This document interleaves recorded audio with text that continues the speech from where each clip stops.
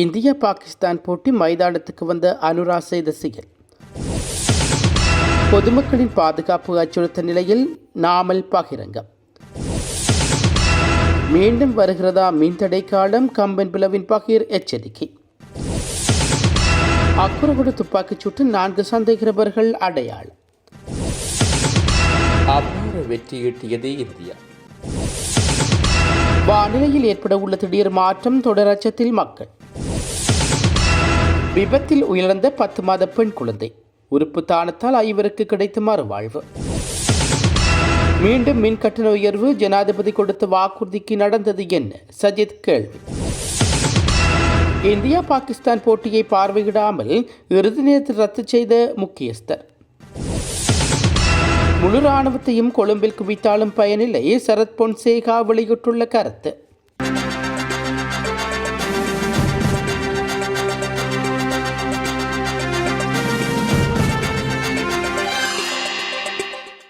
T20 உலகக்கிண்ண கிரிக்கெட்டின் 27வது போட்டியை பார்வையிட ஜனாதிபதி அனுகுமார் திசாநாயக்க வருகை தந்துள்ளார். கொழும்பு ஆர் பிரேமதாச விளையாட்டரங்கில் நடைபெறும் இந்த போட்டியில் இந்தியா மற்றும் பாகிஸ்தான் ஆகிய இரு அணிகள் பல பரீட்சை நடத்துகின்றன. நாணய சுழற்சியில் வெற்றி பெற்ற பாகிஸ்தான் அணி முதலில் களத்தடுப்பில் ஈடுபட்டது. இந்நிலையில் இந்த போட்டியை பார்வையிட ஜனாதிபதி கொழும்பு ஆர் பிரேமதாச விளையாட்டரங்குக்கு வருகை தந்துள்ளார். முன்னதாக இந்தியா மற்றும் பாகிஸ்தான் அணிகளுக்கு இடையிலான போட்டியையும் இலங்கையில் நடத்துவதற்கு ராஜதந்திர ரீதியிலான காத்திரமான உரையாடல்களையும் ஜனாதிபதி முன்னெடுத்திருந்தார். அதன் பிரதிபலமாக இரு அணிகளும் இலங்கையில் போட்டியிடுவதற்கு இணங்கியமை குறிப்பிடத்தக்கது. T20 உலகக்கிண்ண கிரிக்கெட் தொடரில் 27வது போட்டியில் இந்திய அணி அபார வெற்றியீட்டியுள்ளது. கொழும்பு ஆர் பிரேமதாச விளையாட்டரங்கில் நடைபெற்ற இந்த போட்டியில் இந்தியா மற்றும் பாகிஸ்தான் ஆகிய அணிகள் பல பரிசை நடத்தின. போட்டியில் நாணய சுழற்சியில் வெற்றி பெற்ற பாகிஸ்தான் அணி முதலில் களத்தடுப்பில் ஈடுபட தீர்மானித்தது. இதன்படி முதலில் துடுப்பாட்டாடிய இந்திய அணி நிர்ணயிக்கப்பட்ட 20 ஓவர்கள் நிறைவில் 7 விக்கெட்டுகளை இழந்து 175 ஓட்டங்களை பெற்றது. அணி சார்பில் இஷான் கிஷான் அதிகபட்சமாக 77 ஓட்டங்களை பெற்றுக் கொடுத்தார். 176 ஓட்டங்களை வெற்றி இலக்காக கொண்டு பதிலுக்கு துடுப்படுத்தாடிய பாகிஸ்தான் அணியும் 18 ஓவர்கள் நிறைவில் சகல விக்கெட்டுகளையும் இழந்து 114 ஓட்டங்களை மாத்திரமே பெற்று தோல்வியை தழுவியது. இதன்படி இந்திய அணி 61 ஓட்டங்களால் வெற்றியீட்டியமை குறிப்பிடத்தக்கது. சட்டத்தரணி ஒருவரையே பகல் நேரத்தில் சுட்டுக் கொலை செய்யும் போது பொதுமக்களின் பாதுகாப்பு அச்சுறுத்த நிலையிலேயே உள்ளதாக நாடாளுமன்ற உறுப்பினர் நாமல் ராஜபக்ச தெரிவித்துள்ளார். பத்திரமுள்ள பகுதியில் ஜனாதிபதி வசிக்கும் இடத்தை அண்மித்து இந்த துப்பாக்கிச்சூடு நடத்தப்பட்டுள்ளதாகவும் நாமல் ராஜபக்ச கூறியுள்ளார். பொதுமக்களை தூண்டி பல்வேறு விடயங்களை அரசாங்கம் சாதித்துக் கொள்வதற்கு நினைப்பதாகவும் அவர் தெரிவித்துள்ளார். அரசாங்கத்தின் நிகழ்ச்சிகளுக்கு எதிராக செயல்படும் அரசியல் கட்சிகளை அடக்கி அவர்களை அச்சுறுத்துவதாகவும் நாமல் ராஜபக்ச குற்றம் சுமத்தியுள்ளார். 1980ஆம் ஆண்டு காலப்பகுதியில் மிரட்டல்களை விடுத்தவர்களே தற்போது அரசாங்கத்திலும் இருப்பதால் அவர்களுக்கு அச்சுறுத்தும் மொழி மாத்திரமே தெரியும் எனவும் நாடாளுமன்ற உறுப்பினர் நாமல் ராஜபக்ச சுட்டிக்காட்டியுள்ளார். நிலக்கரி இறக்குமதியில் ஏற்பட்டுள்ள தாமதம் காரணமாக எதிர்வரும் ஜூலை மாத இறுதி தொடக்கம் செப்டம்பர் நடுப்பகுதி வரை நாடு பாரிய மின்சார நெருக்கடியை சந்திக்க நேரிடும் என பிவித்துருக்கல உரிமையின் தலைவர் உதயன் கம்பன் பிள்ளை எச்சரித்துள்ளார். நேற்று நடைபெற்ற ஊடகவியலாளர் சந்திப்பிலேயே அவர் இந்த தகவலை வெளியிட்டுள்ளார். அத்துடன் இந்த ஆண்டில் 212 நாட்களுக்கு மட்டுமே போதுமான நிலக்கரி தற்போது கையிருப்பில் உள்ளது.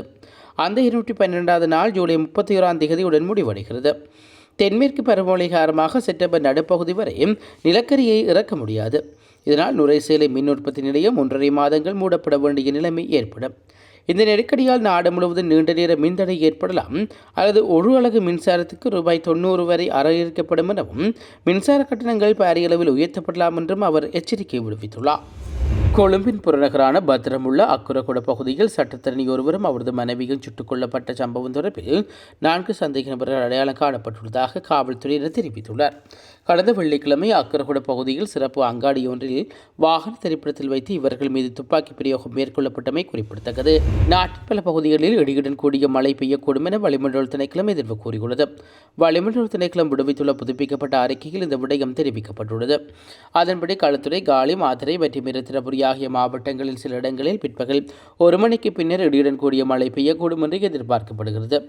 இடியுடன் கூடிய மழை பெய்யும் சந்தர்ப்பங்களில் குறித்த பகுதிகளில் தற்காலிகமாக பலத்த காற்றும் வீசக்கூடும். அத்துடன் இந்த தாக்கங்களால் ஏற்படக்கூடிய பாதிப்புகளை குறைத்துக் கொள்ள தேவையான முன்னெச்சரிக்கை நடவடிக்கைகளை எடுக்குமாறு பொதுமக்கள் அறிவுறுத்தப்படுகின்றார்கள். இந்தியாவின் கேரளா மாநிலத்தில் வீதி விபத்தில் உயர்ந்த 10 மாத பெண் குழந்தையின் உடலுறுப்புகள் தானமாக வழங்கப்பட்டுள்ள சம்பவம் ஒன்று இடம்பெற்றுள்ளது. இதன் மூலம் உடலுறுப்பு தானத்துக்காக காத்திருந்த 5 பேருக்கு மறுவாழ்வு கிடைத்துள்ளதாக தெரிவிக்கப்படுகிறது. கடந்த 5ஆம் தேதி இடம்பெற்ற வீதி விபத்தில் படுகாயமடைந்த பெண் குழந்தையும் கொச்சியில் உள்ள ஒரு மருத்துவமனையில் சிகிச்சை பலனின்றி இழந்தார். இதற்கு பெற்றோரின் ஒப்புதலுடன் குழந்தையின் உறுப்புகள் தானம் செய்யப்பட்டன. கல்லீரல், 2 சிறுநீரகங்கள், இதய வாழ்வு, 2 கண்கள் அறுவை சிகிச்சை மூலம் அகற்றப்பட்டன.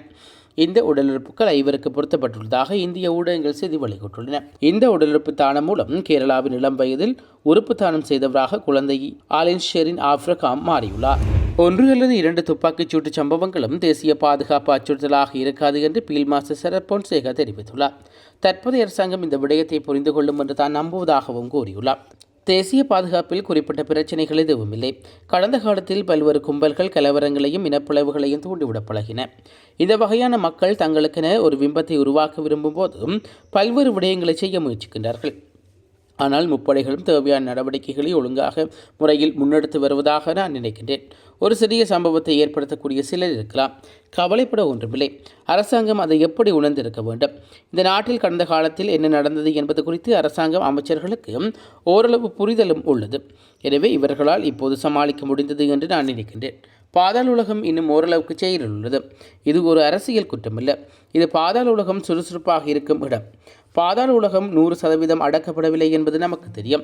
முழு இராணுவமும் கொழும்புக்கு அனுப்பப்பட்டாலும் மோட்டார் சைக்கிளில் வரும் ஒருவரை சுட்டுக் கொள்வதை தடுக்க எந்த வழியும் இல்லை. ஆனால் அதை பற்றி நாங்கள் மகிழ்ச்சி அடைய முடியாது.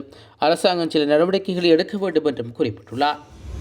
பங்களாதேஷ் கிரிக்கெட் தலைவர் அமீலுல் இஸ்லாம் கொழும்பில் நடைபெறவுள்ள இந்தியா பாகிஸ்தான் இடையான T20 உலகக்கோப்பையை பார்க்க வரும் முடிவை கடைசி நேரத்தில் ரத்து செய்துள்ளார் என்று தெரிவிக்கப்பட்டுள்ளது. குவைத்தில் நடந்த ஆசிய கிரிக்கெட் கவுன்சில் கூட்டத்தில் பங்கேற்ற பிறகு அவர் கொழும்பு செல்வார் என்று எதிர்பார்க்கப்பட்டது. ஆனால் அவர் நேரடியாக டக்கா திரும்ப முடிவு செய்துள்ளார். தமது நாட்டு அணி போட்டித் தொடரில் விளையாடிய போது தேவையில்லாமல் அங்கு சென்று ஏன் பார்க்க வேண்டும் என்ற அடிப்படையில் இவர் இந்த முடிவை எடுத்ததாக பங்களாதேஷ் கிரிக்கெட் சபையின் அதிகாரி இப்திகான் ரஹ்மான் தெரிவித்துள்ளார். முன்னதாக இந்திய கிரிக்கெட் சபையுடன் சுமூகமான உறவை ஏற்படுத்தவும் பேச்சுவார்த்தையை நடத்தவும் அவர் நேற்று நடைபெறும் கொழும்பு போட்டிக்கு செல்ல திட்டமிட்டிருந்தார். இதேவேளை பாகிஸ்தான் மற்றும் இந்திய இடையிலான கிரிக்கெட் சிக்கல்களை தீர்த்து லாகூரில் நடந்த முத்தரப்பு பேச்சுவார்த்தையில் அமீலுல் இஸ்லாம் முக்கிய பங்காற்றியவர் என்பதும் குறிப்பிடத்தக்கது. இலங்கை போக்குவரத்து சபை தமது ஊழியர்களின் தகுதிகளை மறுபரிசீலனை செய்து அவர்களுக்கு உத்தியோகபூர்வ பதவி உயர்வுகளை வழங்குவதற்கு தீர்மானித்துள்ளது.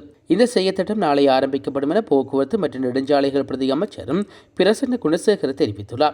இதற்கிடையில் இலங்கை போக்குவரத்து சபையின் சாரதிகள் மற்றும் நடத்துனர்களுக்குரிய வெற்றிடங்கள் நிலவுவதாகவும் பிரதியமைச்சர் எடுத்துரைத்துள்ளார். தொழிலாளர்கள் வெற்றிடங்கள் பொது போக்குவரத்து துறையை கணிசமாக பாதித்துள்ளதாகவும் அவர் கூறியுள்ளார். இதனால் 350க்கும் மேற்பட்ட பேருந்துகளை தினமும் சேவையில் ஈடுபடுத்த முடியாத நிலை ஏற்பட்டுள்ளதாகவும் போக்குவரத்து மற்றும் நெடுஞ்சாலைகள் பிரதியமைச்சர் பிரசன்ன குணசேகர தெரிவித்துள்ளார்.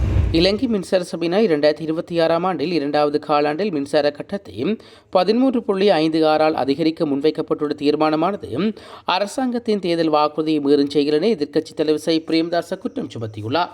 இந்த விடயம் தொடர்பில் தனது எக்ஸ் தளத்தில் விடுத்துள்ள பதிவில் அவர் இதனை குறிப்பிட்டுள்ளார். அதன்படி மீண்டும் ஒருமுறை மின்சார கட்டணத்தை 33ஆல் குறைப்போம் என அனுரகுமார திசாநாயக்க தேர்தல் மேடைகளில் வழங்கிய தேர்தல் வாக்குறுதிகளை நேரடியாக மீறுவதாக தீர்மானம் அமைந்துள்ளதாக சைத் கூறியுள்ளார். தொடர்ந்தும் இவ்வாறான பொய்களால் மக்களை ஏமாற்றுவதை நிறுத்தி அனுரகுமார் திசாநாயக்க வழங்கிய வாக்குறுதிகளை எப்போது நிறைவேற்றுவார் என்றும் எதிர்க்கட்சித் தலைவர் சை பிரேமதாச கேள்வி எழுப்பியுள்ளமை குறிப்பிடத்தக்கது.